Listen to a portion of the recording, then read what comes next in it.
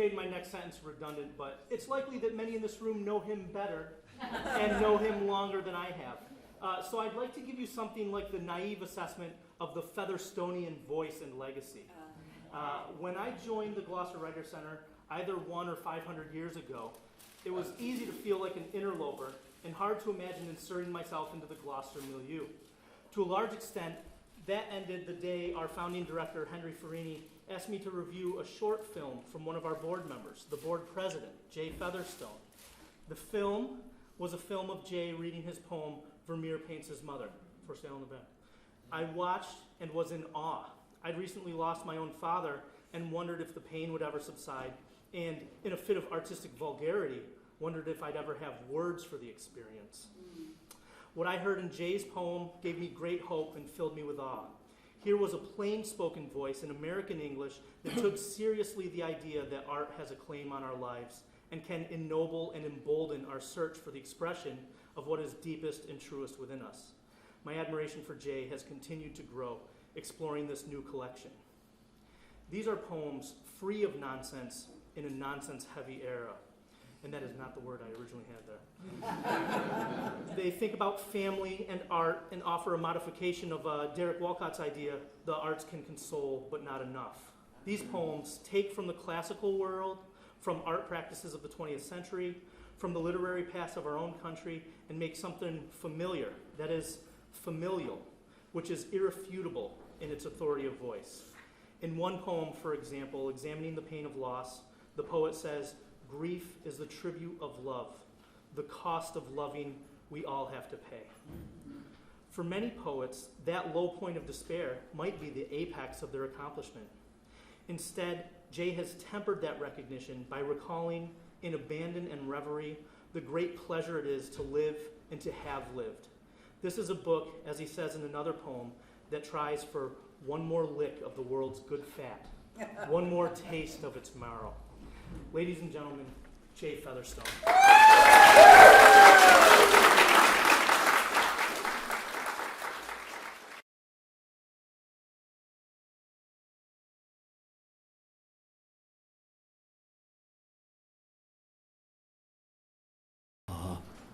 I was feeling very low,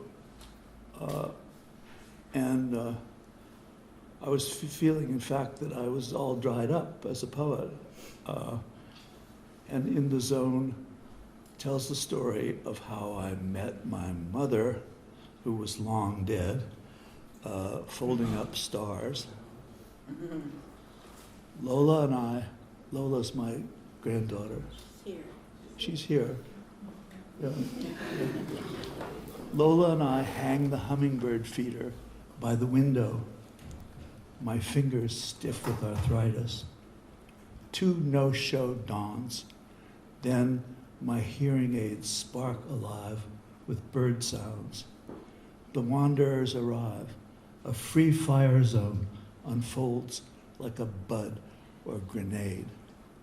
My granddaughter's arms open wide to green wings. In the barrage of small manic thunder, I find my mother folding up stars. She blows me a kiss. "Your luck holds," she says. Time has not reached the secret singing self.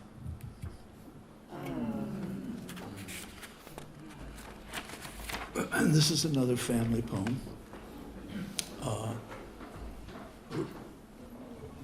Ruby Featherstone is here tonight. She's 20 years old now.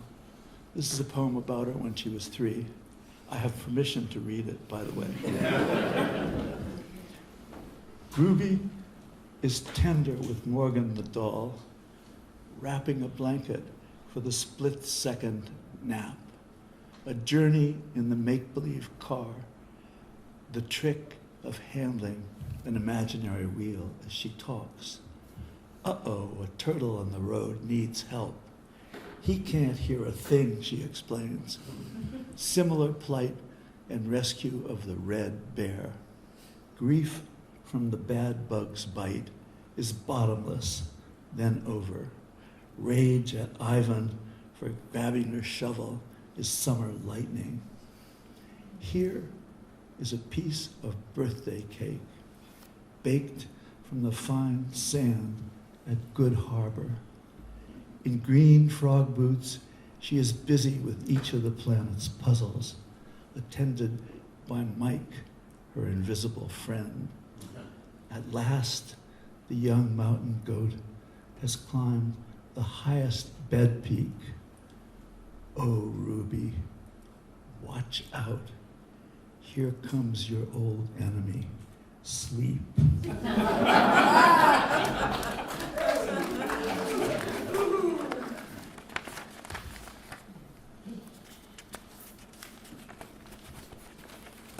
This is another family portrait.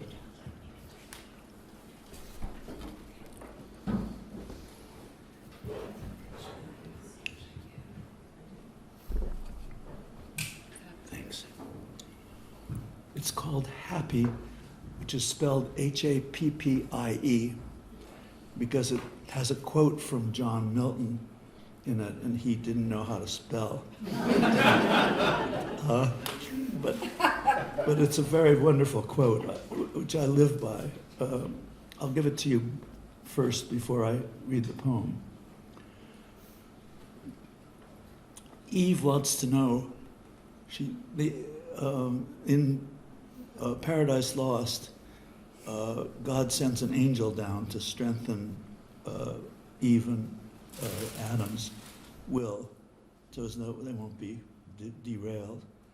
And Eve wants to know what the angels actually do, because she knows that they love each other like humans, but what do they actually do? She's very curious, and the angel brushes her curiosity away, of course. Of course, he would. Thou knowest us happy, and without love, no happiness. Thou knowest us happy, and without love, no happiness. So, this is the poem. Waiting on the porch for the milk horse and wagon, gripping a cube of rationed sugar in my grandfather's rough thumb. Or at Hayama, after the typhoon, clinging to my big brother's back as we ride a giant wave on the air mattress. Our newborn's eye opens in an owlish scowl. My wife and grown daughters walk up our dirt road, laughing, lamb and mint jelly whenever my father is away. Let it suffice thee, Milton's angel says, that thou knowest us happy, and without love, no happiness. Away then with old confusion, who unlearns me my constellations and blinds me to all that happens when nothing happens. Not the shining moments that stand apart, the ordinary crystals of lunch at noon. Liza picks up a fretful Ivan in the crook of her arm, jiggles him calm, and goes on with her story, the backs of her long fingers lightly burned by sun.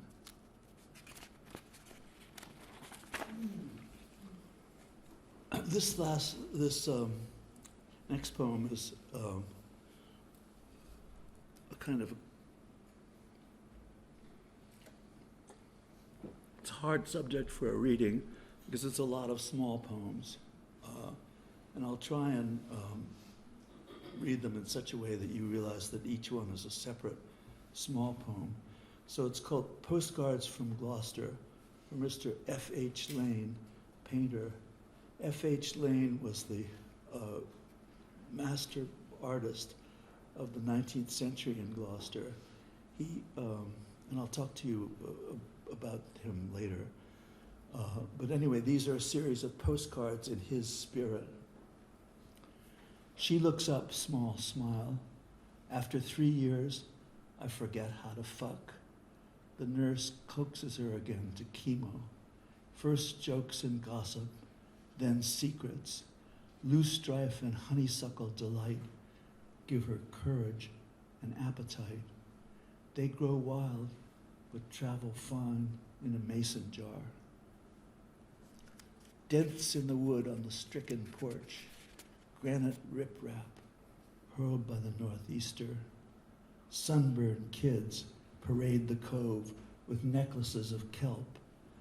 The wind mixes funeral bells from town along the length of the harbor with the scents of sweet water from the lily pond. Freshness brims into salt. A Labrador holds his mistress's high heels in his mouth as she wades. The spotted touch-me-not refuses to be picked. Its other name is jewelweed. On the tower of the shrine church, Our Lady cradles a schooner in her arm. Inside, a small toy ship dangles. At each station of the cross, promised by a fishing crew in extremity, cupped in the wake's warm kitchen, survivors and friends are too sad for chowder. One sports his dead brother's loudest tie. At dawn, monarch butterflies are rising in orange black ribbons toward Mexico from the flat pink brow of Brace Rock. Morning's trumpet blows silvery in the day's voluntary. Reason, Jericho, and a bride's laughter resounding for 9 seals, bringing pups back from Maine. Above Cove and Rock today, a high cloud bank cups and shines the day's light. In it, a gleaming cylinder, God's own crystal. No work today at the shop, unemployment running out. He's walking the boulevard early this morning. Venus so bright, his legs cast shadows. Rainy violets blow around the rims of cellar holes dug in Dogtown by witches and outcasts. Frogs are ringing bells for a new common settlement. Ailing bees struggle to meet the sun's call. The surfer at Good Harbor flies, suspended in brilliant mist, a saint flying in an old miracle painting. Gulls on Bass Rocks rip and tear at a whale carcass. The ribs show naked in sunlight. A massive Atlantic roller, broad-armed, swings, flowing green, and breaks. Nothing empties into everything. He thinks about the schooner Our Lady cradles like a child in one arm. High on the outside of the church, Our Lady is old, carved in wood, open to the elements, clad in peeling blue and white paint. She lifts her free arm and one ungainly, outsized hand in a homely blessing. He lights a candle for his sister in rehab, negotiating, bargaining, praying. A safe birth, please, for all of us. Ah, Master Lane, tell me how you did your work, forging plenitude and hunger together in a single picture, how each small oil penny of the great rock glows brilliant as though set inside a gleaming glass of God, empty and full in the same shining moment.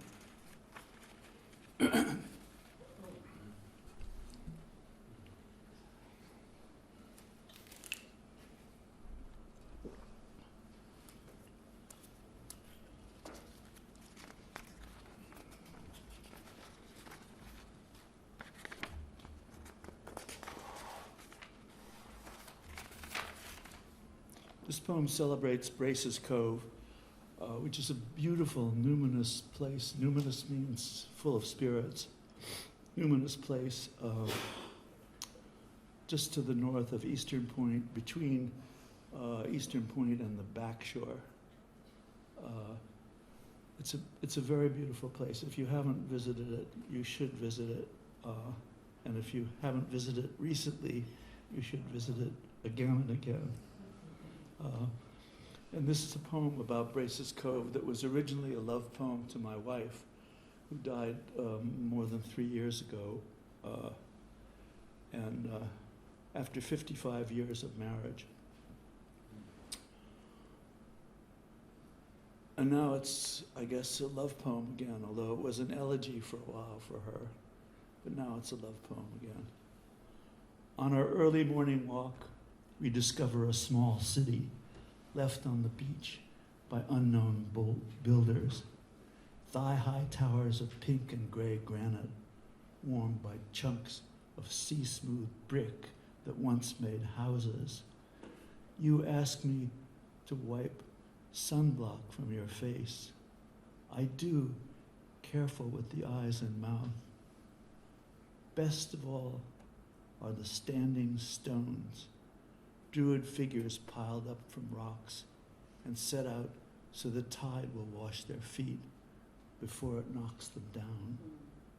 Erect amid the flowing green spartina grasses, they tilt their oval shoulders as if it were bad luck to say, so close to paradise. Coastal work. This poem needs some explanation because the flowers that it refers to, the Rosa rugosa, which are the common beach roses found along the New England, Great Lakes, and Pacific coasts, are all originally migrants from China. At the market, the Chinese cook courts Yankee scorn by buying chicken feet for soup stock. Such delicate flavor, blossoms opening in an old Chinese print. Granite bosses gave the newcomers jobs, laundering New England's air. The migrants offered their home silk to the terns, holding the wounded coast together, hanging tough when nativist northeasters went berserk. We Irish rolled in on the same fogs. One slim girl stole the money for passage. My grandmother shamed my father's American boyhood by snatching horse manure off the streets. She used it to bank flowers as fine as a child's cheekbone. My mother was another of the fog people, a named Irish rose, born and buried inland, though she loved sea crossings. She always scrubbed the counters for a fiesta, and she would clap today to see fellow immigrants gathering at Braces Cove. I see her partying with Chinese philosophers at the top of the vernacular beach, offering thanks for ruby hips, shaking her head with the old-timers over the new coins for happiness. I see her joining other exiles in praise of the three lasting things: growing rice, poetry, and children.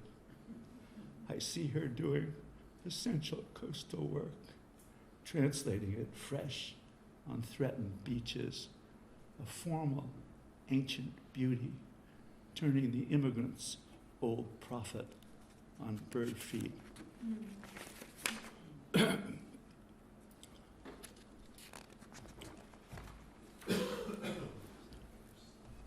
The next 4 poems take us to a darker place.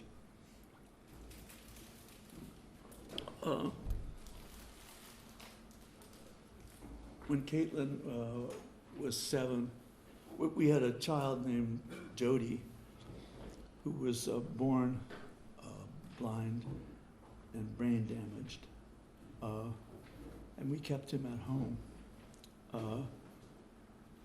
So he died suddenly once. To be 7 when a brother dies, this is Caitlin, my middle daughter, Caitlin, to be 7 when a brother dies, to have shared a room. Her silence frightened us. One night, she rose from the table and climbed to the top of the stairs. We heard the small voice singing each of the songs from the funeral service. The next morning in school, she announced to her class, "I am ready for questions now."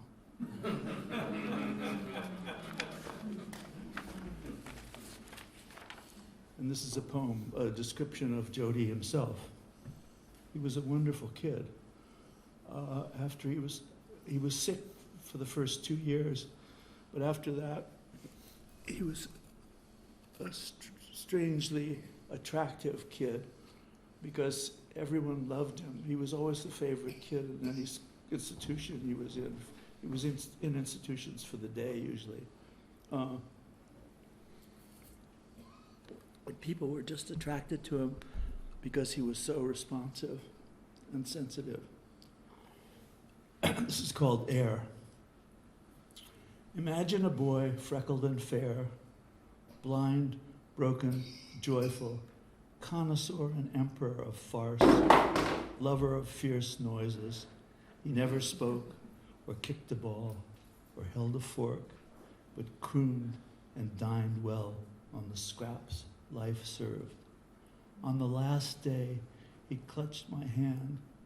Wild orderlies in white wheeled the sky away.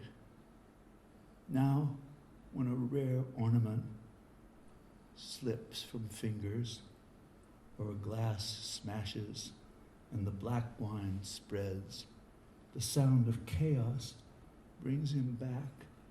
My lolling boy, his hair copper red, laughing because he isn't dead.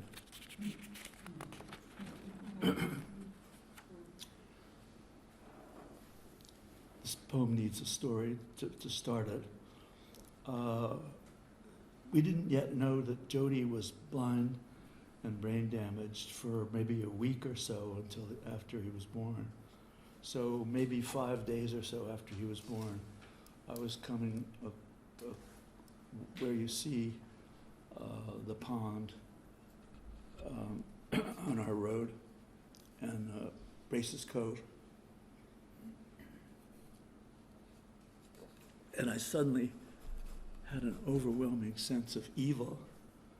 I smelled something like a stench of rotting sulfur. And I didn't know what to do, but I was so shaken I had to stop my car. So this poem comes out of that. It's called Trouble. Now again, I need the story. How my grandfather carried a sick kid on the San Souci trolley from the valley to the mountain because he believed that pine trees heal. I believe that his act is the key, no matter what the other facts, that my grandfather is the massive white pine missing its low branches that scents and guides my sense of grave. That such service is necessary for tenderness and because we are turned back at the border. I believe that pines have their work cut out in every natural and human season. I smelled it coming like sulfur on a rotting beach. I had to stop my car and shut my eyes in order to imagine love. What they say about death. A woman I know says a beloved's death makes a place sacred. I go often to a skin specialist at Mass General and think of my son who died in another ward there, in a different building, just short of his 10th year. Sometimes I visit the exact place in another wing on the 7th floor and stand for a while in the hallway where I last saw him moments before he died. And they tried in vain to resuscitate him. I was talking to him, hoping my voice would buoy him up, but with a sinking feeling that nothing would work. He was on a dolly in the hall, waiting to enter a room. He was blind and brain damaged, but all his short life, exquisitely sensitive to the people around him. So I imagine he had an inkling that things were dire, and his parents were deeply frightened. "Oh, Jody," I told him, leaning in close to him, trying to sound calm. "I love you so much," and clutched his hands. They felt cold. I said this over and over again until the orderlies wheeled him away. I was left standing in the hallway, alone, looking for my wife, Helen, noticing the usual things in the hall of any hospital, the exit signs, ward numbers, the equipment on the walls in case of a fire or disaster. I don't pray anymore, but when I am in those buildings and my thoughts find him, he sometimes materializes. In the waiting room or wherever, I tell him I love him and miss him and ask him to take care and tell him I hope that all the others where he is will take care too. And quietly, so as not to appear an old fool, I make the silly noise with my mouth that always makes him laugh. We're not out of the dires yet. In 1999, I was diagnosed with an incurable cancer, a not curable cancer, not treatable actually, called mantle cell lymphoma. And so my wife and I looked online for alternative experimental treatments. And so we found one which involved pasting a large amount of a monoclonal antibody onto a radioactive sort of paste, and then shooting it into me. And that way you could deliver like a letter bomb to each cancer cell, and you could also deliver a much more massive dose of radiation. So that was the theory. It worked out, although I nearly died from the treatment. I was 10 days in ICU, and they, at one point, a doctor said, unguardedly, I think, that my chances of survival were 0. So, bird watching, this is called. After radical cancer treatment, isolation in a lead-lined room. I'm so radioactive, the books I handle are dangerous. The computer is plastic wrapped for protection. After he checks my levels, the technician backs away. With his binoculars, I watch out the sealed window for warblers and finches and tall evergreens. Down on the canal path, there are sandpipers. Once in a storm, an eel breaks the pewter surface, its silver and black body rippling with thunder. Through the lead half door out to the corridor, I talk to my unseen neighbor in the next room. We were put in after the treatments, we were put in lead-lined rooms, so nobody could come in. My wife and my family could come to the front of the horse door, the door like a horse door, and I could talk to the guy next to me, Robert, but I never saw him because we could talk out into the hall to each other. Strange situation. Through the lead half door out to the corridor, I talk to my unseen neighbor in the next room. Robert is amazed when I report 2 eagles snagging sunfish in the canal. There is a freshness the sick long for, like the fragrance from cedar. Robert calls it God. I want it now, with my radioactive blood and the glow of my brain. I caught it in the shadow of the eagle's eye, a greeting and a continual farewell. Under these hot lids, a second sight. Whatever happens to us, I say to the friend I have never seen, birds will enter this room.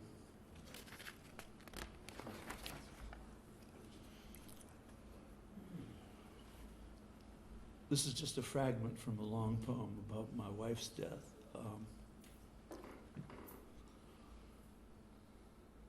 So what am I doing trying to talk to you and embrace you, Helen? And you, so dead. It's like trying to photograph the scent of a hyacinth. Your brightness pours through my hands. Fresh water, a lot of river, some ocean. My hands always come up empty and wet, but you remain so bright. This one's called Nowhere.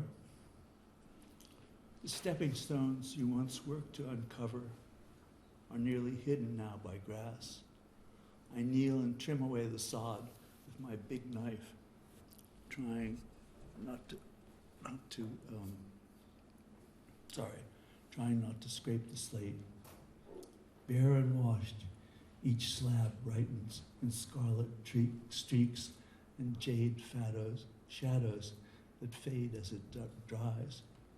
I hose rotted shadberries out of the bronze basin and fill it to the brim.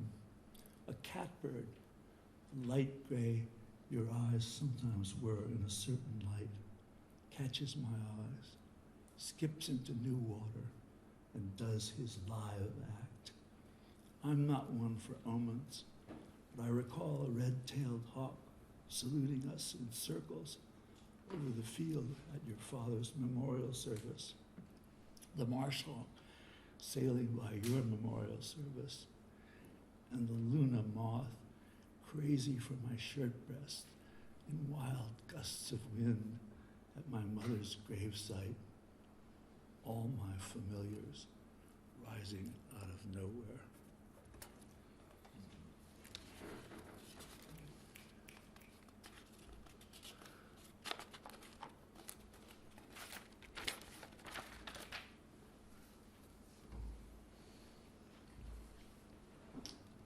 This is a different topic. Fabulous. What about the Titanic blast that woke me up this morning? I looked out, saw only the ash tree and June leaf, no cloud above. I felt a rush of happiness, so they didn't drop the bomb. It's my age. After Hiroshima, when any plane breaks the sound barrier or lightning strikes near, fear of the big ending has lodged in my head like strontium-90 in children's milk and bones. Now, decades later, a host of other multiplying dangers to the world crowd our minds, putting further panic in my heart. I still say, when the facts stack up against you, try some fable. I was 9 years old when I saw one take place. Thousands of us were in Hiroshima, walking to the river, armed with brushes, ink, and paper lanterns on which to write the names of the dead. We wrote the names and then, cupping each match from the rising wind with great care, light each lantern, then float each of these out onto the water, red, black, white, watching them dissolve as they go, like lightning bugs, into the blur of a humid August night. The brightness on the water that evening, brothers and sisters, was and remains as real as radium. The river will always be on fire with the names of the dead. That ceremony in Hiroshima strikes me as one of the few responses to nuclear war that made total sense. sort of fighting fire with fire, fighting fire with the imagination of fire. This poem is another love poem. Maybe all my poems are love poems. But this one is a named love poem. And I tried to look over classic love poems for the classic elements in a love poem and put them all in one poem. Didn't work. But this poem results, and I especially think the last sentence of this poem has some of the elements of every love poem, every good love poem. Classic, up close. This first part is a description of a mosquito, but the poet rigs it so that it looks like it's a description of a modern poem, too. Up close, the design is intensely modern, a simple affair of air, silk, some wire, new yet ageless, like the flying machine turning on display in the Museum of Ingenuity. He takes off. I clap hands, killing him in flight. My palm is streaked with your blood. I am crazy when I see him reaching into your shirt, going for the blue vein that moves like a road or map or distance. There will never be enough time to say this.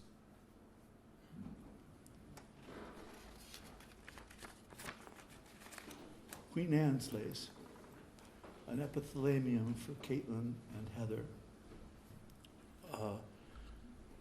This is a poem I've reworked several times for several weddings for my daughters. Instead of making an original poem each time.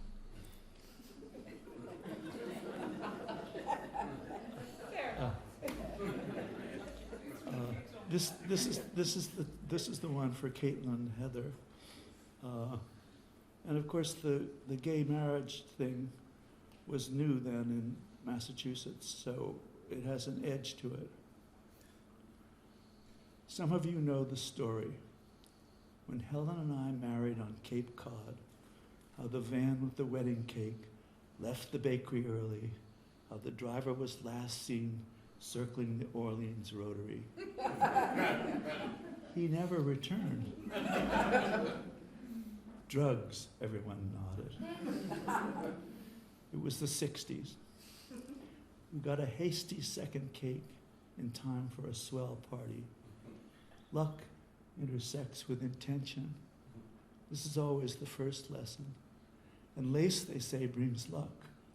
And what of the way courage and invention challenge tradition? Today, a pair of women fill the old grace with something fresh and new. I offer the two of you Queen Anne's lace picked from the Orleans Rotary. By day it blows wild, in salt or fresh grass, obeying only the wind. In moonlight it becomes the wheels of a white van that ferries dreams and the hope that builds. There are words for the tune that lace tires play as they turn on a ghostly rotary, en route to this room, here and now. To kiss the days long and well together, to practice, to change, to forgive, to pleasure.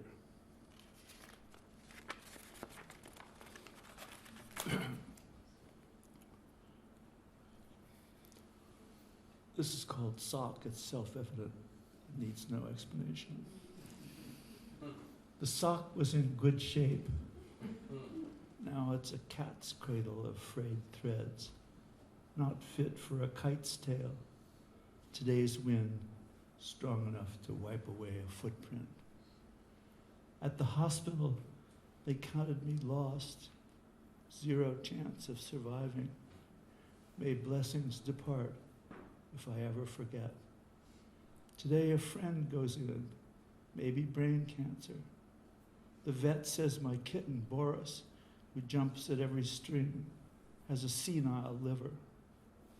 What instructions for the tailor working the threads of time? Walk lightly, brothers, sisters. The nameless arrives through praise. An end, please, to torturing each other with silence, fists, words, as if any of us gets another chance at the sweet play of voices.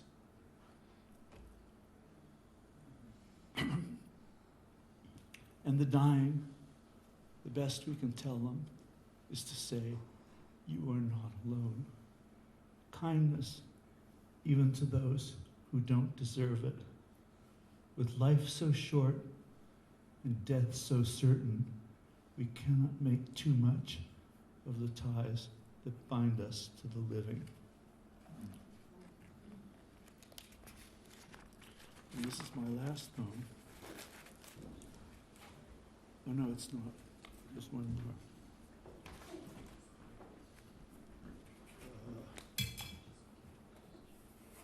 Here it is.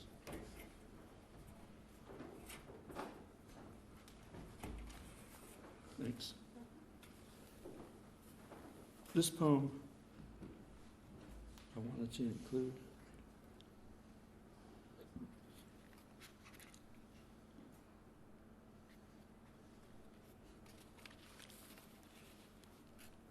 This poem goes out to Jane Greenville. It's called After the Storm. Jane has had a lot in her life recently, and she could use an after the storm moment. After the storm. Rack and litter of vermilion wood from the fallen, smashed cherry tree. Eastward, the surf still pounds like thunder. The nor'easter blows away. Peace is settling. Wind battered, my good ear catches fresh consent. A lark is singing as it rises and falls. The warbler tops the shad tree, amorous of his mate and art. He performs the work of praise. Breath is my necessity. I take in the washed and needful air in its abundance. I am left to say, joy is the condition of living, surprised by sun, all that I do not know, how it goes on beginning. And this is the last poem. You've been a great audience. Thank you.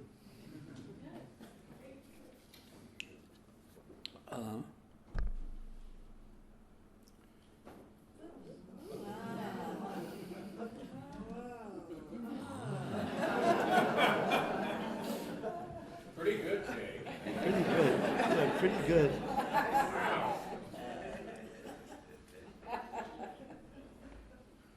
That's the voice of John Lathan, who was my favorite student when I was the headmaster of the Commonwealth School, which was long, long ago, I'll tell you. Softer metal. It is a goldsmith's art. This is a quote from Nietzsche, which is a pretentious thing to start a poem with. It is a goldsmith's art which achieves nothing if it does not achieve it lento. Lento is a musical term for going slow.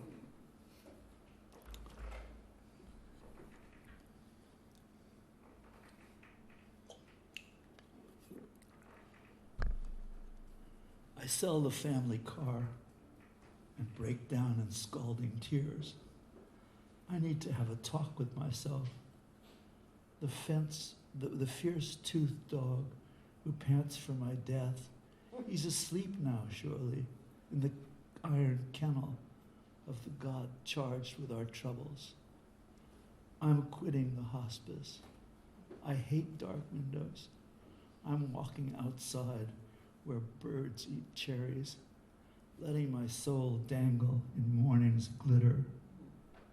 Limbo is the only happy circle in Dante's hell. It's where the unbaptized babies and toddlers, ancient philosophers, get to hang out. The perfect place to practice Lento, the goldsmith's patient way. At dawn, I open the door, sip strong coffee, and slowly eat a ripe peach. I may get another cat, perhaps a pair of scales to weigh what the day brings, like this first silvery mosquito. I will be the old guy who sits in the sun, aims to write one pleasing line, and bites his nails less. The hours in witness will stop their mad dance and drop hands like a circle of small children. Thank you very much.